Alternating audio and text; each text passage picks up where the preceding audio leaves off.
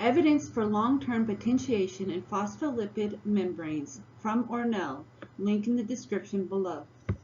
In neuroscience, synaptic plasticity, the ability to create new synapses and alter synapse density over time in response to external stimuli, plays an important role in learning and memory.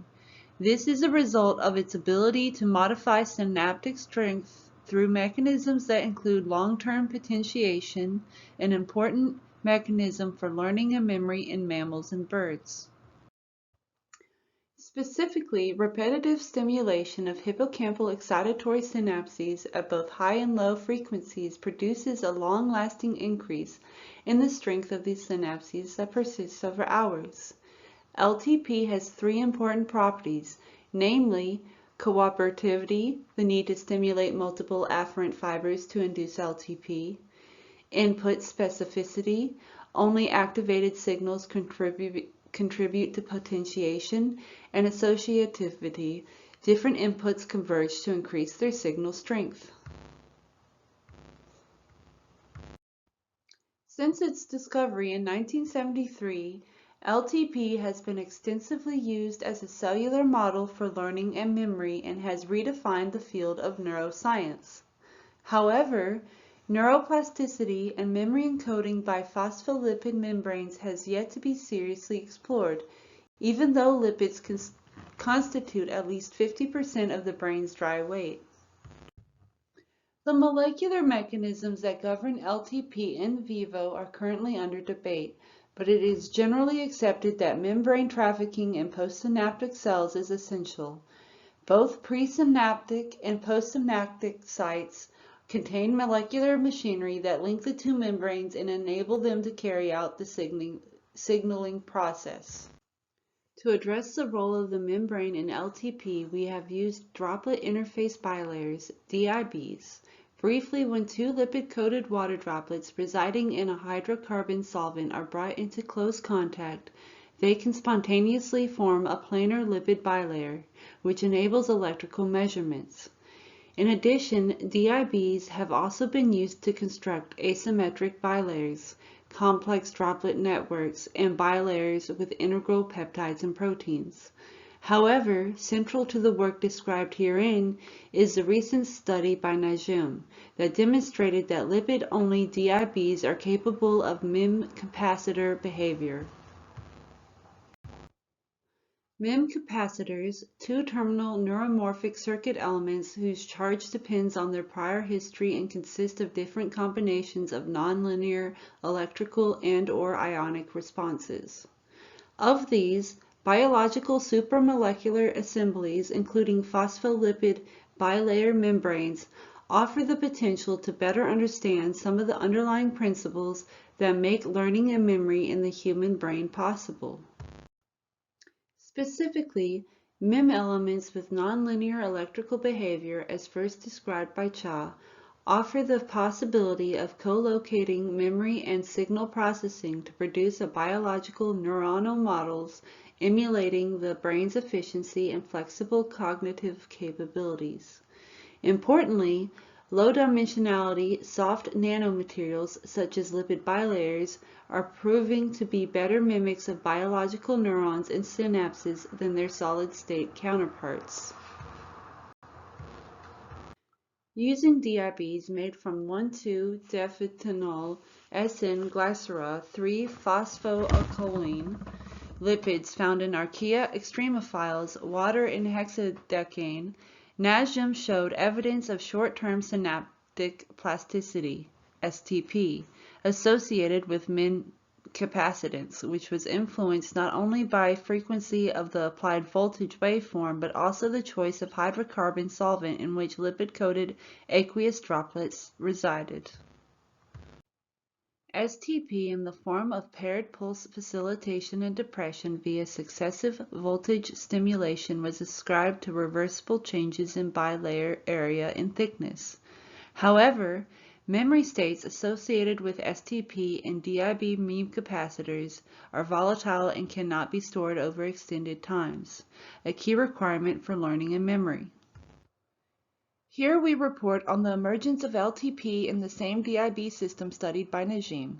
The difference is that here we applied an electrical stimulation protocol for 1 hour, herein termed training, which consisted of a low-frequency sinusoidal voltage waveform.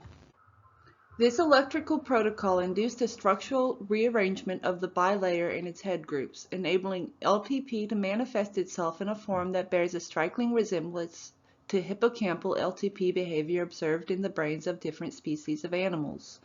Importantly, in the absence of training, LTP above baseline levels was not observed, consistent with the results of NAJM. However, when LTP was present, reversal of the voltage stimulus polarity resulted in its erasure, with stored energy values returning to pre-training levels. These results bring into focus how different types of memory are stored in mammalian brains, as well as informing the next generation of neuromorphic devices. Figure 1a shows a schematic of DPHPC-DIB in a hexadecane described by NAJM, where each lipid-coated water droplet was suspended from a silver chloride electrode. When the bilayer was formed, the hexadecane in which the droplets reside in is, for the most part, excluded from the bilayer region due to entropic depletion forces. The droplet on one side of the membrane was electrochemically connected to the head stage electrode of a patch clamp amplifier, while that on the other side of the membrane was connected to the ground electrode. When a sinusoidal voltage waveform of varying voltage, both positive and negative, and fixed frequency was applied across the silver chloride electrodes, we observed pinched hysteresis in the plot of charge. Q, which is the time integral of the current, versus voltage, V. Figure 1b, the hallmark of a MEM capacitive system.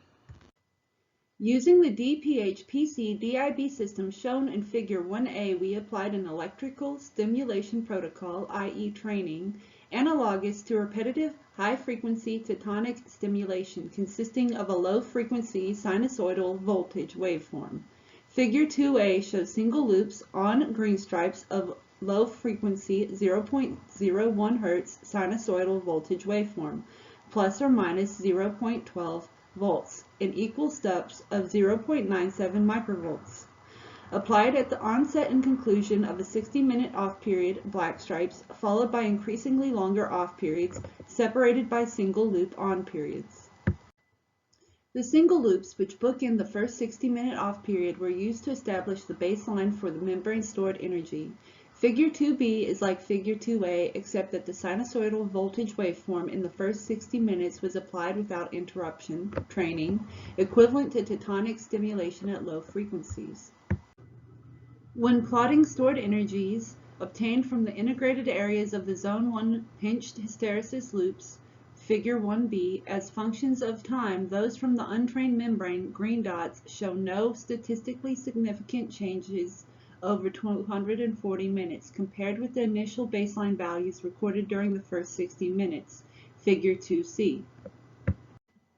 However, when the sinusoidal voltage waveform was applied continuously over the 60-minute training period, Figure 2b, purple stripes, the stored energy versus the time plot, Figure 2c, purple dots, for this bilayer was highly nonlinear and remarkably different from the untrained membrane, at Figure 2c, green dots. Figure 2c can thus be summarized as follows. 1. Stored energy remains largely unaltered over the first 60-minute period for both untrained, green dots, and trained bilayers, purple dots. And 2. Trained bilayers exhibit LTP, i.e. an increase in membrane stored energy, while untrained bilayers do not. Stored energy is largely unaffected. After about 17 off hours, membrane stored energy dissipated and returned to baseline values. Training invoking tonic stimulation is therefore key to accessing LTP in lipid bilayers and is the result of repetitive structural reconfiguration of the bilayer. We note that the minimum training period needed to produce LTP is approximately 8.3 minutes, or the equivalent of 5 sinusoidal voltage waveform cycles. To better understand the molecular mechanism that gives rise to LTP in a simple membrane system, we altered the way the sinusoidal voltage waveform was applied. Figure 3a shows the same training protocol as in Figure 2c, purple dots. However, this time it was followed by equally spaced on and off signals. The LTP phase in Figure 3b follows a trend similar to what is shown in Figure 2c, purple dots, with two exceptions. One, in the absence of any intermediate measurements, LTP still shows an increase in stored energy about 0.12 picojoules, similar to Figure 2c, purple dots. And two, when voltage polarity is reversed and applied continuously, i.e. negative direction, Figure 1b, LTP is eliminated and the system stored energy returns to baseline values, Figure 3b, blue dots. It should be noted that applying the voltage polarity in the reverse direction using single loops of the sinusoidal voltage waveform does not eliminate LTP. Figure 3c follows the same training protocol as in Figure 2b, with the exception that the pinched hysteresis loops started from negative instead of positive voltage, Figure 1b. Compared with Figure 2c, the increase in stored energy is less in Figure 3d, but comparable with the increase observed in Figure 3b, blue dots. This shows that the starting polarity, positive to negative, of the sinusoidal waveform dictates whether the hysteresis lobes in Zone 1 or Zone 3 of the QV plane exhibit a larger area corresponding to increased stored energy. Using DIBs, we show evidence of LTP in a membrane system after a sinusoidal voltage waveform is applied without interruption for 60 minutes.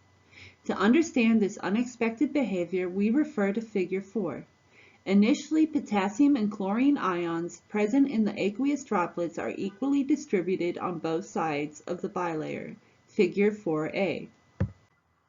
However, over time, charge asymmetry of the membrane develops, Figure 4b, due to energy considerations and differential mobility of cations versus anions in the membrane.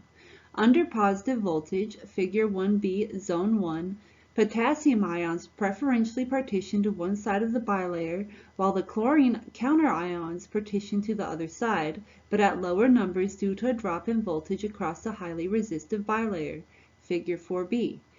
In addition, zwitterionic phosphatidylcholine head groups have different affinities for potassium and chlorine ions, resulting in potassium ions penetrating deeper into the bilayer than chlorine ions. Under negative voltage, the inverse takes place. When the sinusoidal waveform is applied continuously for 60 minutes, equivalent to low-frequency tectonic stimulation, the result is a progressively asymmetrically charged membrane.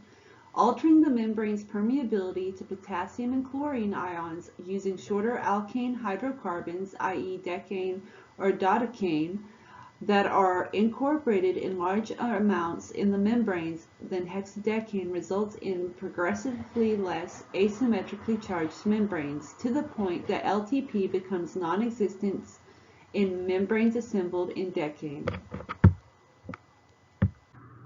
The process of an increasing asymmetric membrane can be modeled as an RC equivalent circuit consisting of a capacitor with progressively increasing capacitance in parallel to a high resistance. During training, the increasingly charged membrane couples to the ionic mobility in the membrane and/or intermolecular interactions at the lipid head group water interface, which further amplify membrane charge asymmetry. Specifically, each current voltage cycle progressively increases the electric field and dipole potential across the membrane, which in turn increases the stored capacitive energy during training. The increased electric field orients the dipoles in the membrane, resulting in the further accumulation of potassium and chlorine ions on either side of the bilayer. LTP is either not present in the absence of training, Figure 2b, green dots, or eliminated when reversing the sinusoidal waveform polarity, Figure 3b. Nevertheless, the fact that we observe LTP in a DIB membrane is surprising, as lipid molecules and lipid bilayers experience a range of dynamics over a much smaller range of time and length scales, while our measurements are on the millimeter length scale and hours time scale. We use equation 1 to phenomenologically describe the system. Specifically, the integration of the QV hysteresis loops determines the total energy supplied to the system and can be written as follows, where the first two terms correspond to LTP and the capacitive energy stored in the membrane respectively. The third term in equation 1 is the energy dissipation that drives the changes in capacitance. C naught is the membrane capacitance at zero membrane potential. V naught. The memory terms are responsible for the inequivalence between the supply energy, equivalent to a battery, and the energy stored in the membrane. Importantly, the dissipated energy is being continuously replenished during the training period as the system is driven into a non-equilibrium steady state. This results in progressive changes to the membrane capacitance, memory terms, while the non-equilibrium steady state is maintained. The stored energy persists even after the applied voltage has been turned off and represents an energy term that depends on its history, and which manifests itself as LTP. In the case of symmetrically charged membrane prior to training, the stored capacitive energy, C naught times V naught squared divided by 2, is equal to 0. However, after training, the interface becomes increasingly asymmetrically charged, creating additional potentials due to charge and dipolar gradients being developed across the membrane. As such, C naught times V naught squared divided by 2 energies are no longer 0, but increase continuously as the charged interface becomes increasingly asymmetric. It is interesting to note that the stored energy shown in Figure 2C, green and purple dots, in the time interval between 1300 and 1400 minutes are less than those at 0 minutes. This can be rationalized using the dissipation term in equation 1. Of note is that during the off intervals after training in Figure 2C, the dissipative memory term disappears, but not the stored energy, which continues to restructure the bilayer, resulting in the sharp increase in potential energy after the training period ends. This is equivalent to the capacitive energy harvesting mechanisms used in self-powered nanogenerators that harness vibrational energy during movement, or in the case of neural stimulation, driven by energy harvesting from the movement of biological molecules in the environment via LTP. However, when the membrane experiences an extended off period over multiple hours, dissipation overtakes the energy supply term, leading to a further drop in the baseline stored energy values. The duration of the training period determines the amount of accumulated charge at the bilayer interfaces, saturating only after a brief period. In the brain, LTP, due to high-frequency tonic stimulations, is generated biochemically via membrane receptors, neurotransmitters, and other signaling biomolecules and can last anywhere from hours to days. For our single lipid component DIBs, the analogous molecular mechanism is the formation of an asymmetrically charged membrane due to the continuous low-frequency electrical stimulation training protocol. Relaxation back to the symmetrically charged configuration takes many hours, which suggests that the bilayer remains highly insulative and that small thermally activated leakage currents are primarily responsible for the dissolution of bilayer charge asymmetry over time. Our current results are consistent with dynamic electrochemical impedance spectroscopy measurements on DPH-PC DIBs, which revealed that structural reorganization drives the long-term memory behavior of lipid bilayer membranes. Time constant analysis of the dynamic electrochemical impedance spectroscopy data from the equivalent RC circuits distinguished simple geometric changes responsible for MEM-capacitive behavior, such as bilayer thickening from hexadecane migration into the hydrophobic core of the membrane during the molecular reorganization of the lipid acetals that results in changes in the intrinsic dielectric properties of the system. In conclusion, the demonstration of LTP normally associated with learning and memory in animals, but in a simple lipid oil-water system lacking peptides or proteins, presents us with a simple model for research aiming training to understand the molecular basis of biological memory. These research topics can be explored in the future by changing the current chemical composition of the DIBs, the inclusion of transmembrane peptides, and the integration of different energy state DIBs in artificial neural networks using crossfire nanoscale architectures.